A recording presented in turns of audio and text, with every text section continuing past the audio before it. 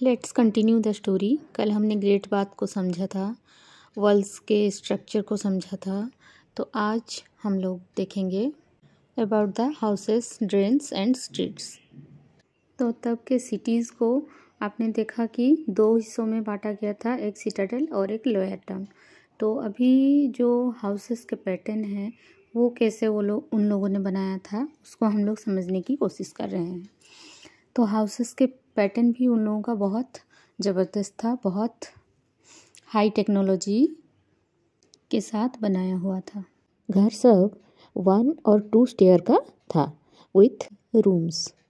तो हर घर 1 या 2 स्टेयर का होने के साथ साथ उनमें रूम भी बनाया गया था और हर एक घर में एक कुटियाड़ था और ज़्यादातर घरों में एक सेपरेट बाथिंग एरिया भी था and some had well to supply water. और कुछ घरों में वेल्स भी थे, मतलब कुआं भी थे जो कि घरों को वाटर सप्लाई भी करते थे। तो आप सब देख पा रहे होंगे कि कैसे उन लोगों का सोचने का तरीका था, कितना हाई लेवल उन लोगों का सोचने का क्षमता था, जो कि वो लोग उस ज़माने में भी ए हाई टेक्नोलॉजी हाउस बनाया हुआ था। और उस हाउस का रिमेन्स जो कि हज़ारों साल बाद हम लोगों को मिल पाए, वरना तो हम लोग ये जान भी नहीं पाते कि इतने साल पुराने एक ऐसा सोसाइटी, ऐसा समाज, ऐसा सेटलमेंट्स बसवास करता था, अर्थ में एग्जिस्ट करता था। और यहाँ पर हम लोग हाउसेस के पैटर्न के साथ साथ स्ट्रीट और ड्रेन्स के सिस्टम भी देखेंगे, कैसे ये लोग स्ट्रीट्स, उस ज़माने में स्ट्रीट्स और ड्रेन्स सब बनाए हुए थे। तो let's see together drains and streets. तो यहाँ पे क्या होता है, इसमें जो ज़्यादातर साइड्स हैं उसमें सब ड्रेन्स कवर्ड होके था।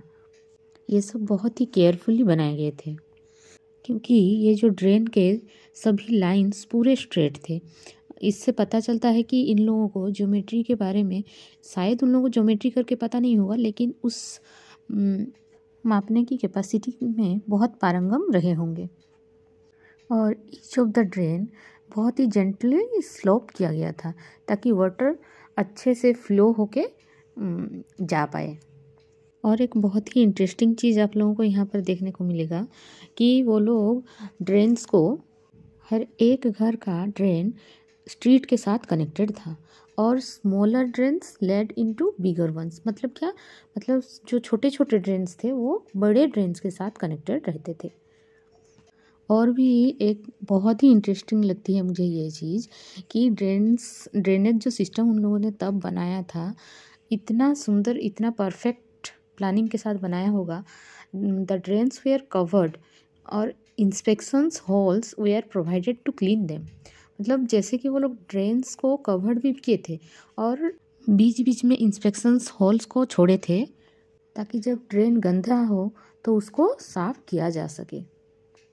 इस चीज़ को मुझे पढ़ के समझ के इतनी खुशी होती है क्योंकि उस ज़माने में उनको इस चीज़ का वैल्यू था।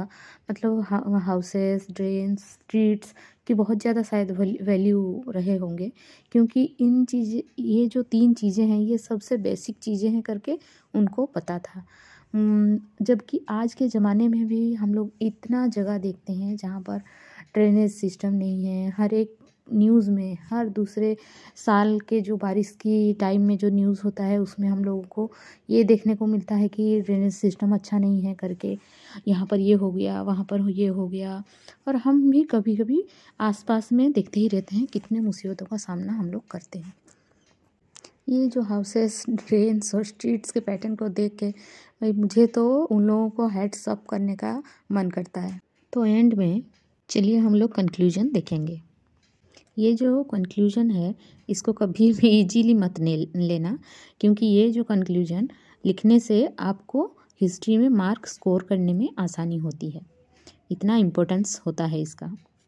ये चीज़ आपको कभी भी कोई भी चैनल में ये सब आपको नहीं सिखाएंगे क्योंकि ये बहुत बेसिक चीज़ है और ये 6 क्लास में कोई भी आपको नहीं बताएगा। ये आगे चलकर आपको बहुत ज़्यादा ही हेल्प करने वाला है। तो चलिए हम लोग कंक्लूजन देखते हैं। तो all the 3 houses, drains and streets were probably planned and built at the same time. इनका जो स्ट्रक्चर हमने देखा, जो भी हमने बुक्स में पढ़ा या फिर जो भी हमने, इससे ये चीज़ श्योरली पता चलती है कि शायद हाउसेस और ड्रेन्स और स्ट्रीट्स को बहुत अच्छे से प्लान किया गया होगा और फिर बनाया गया होगा। आज के लिए इतना ही। Thank you so much.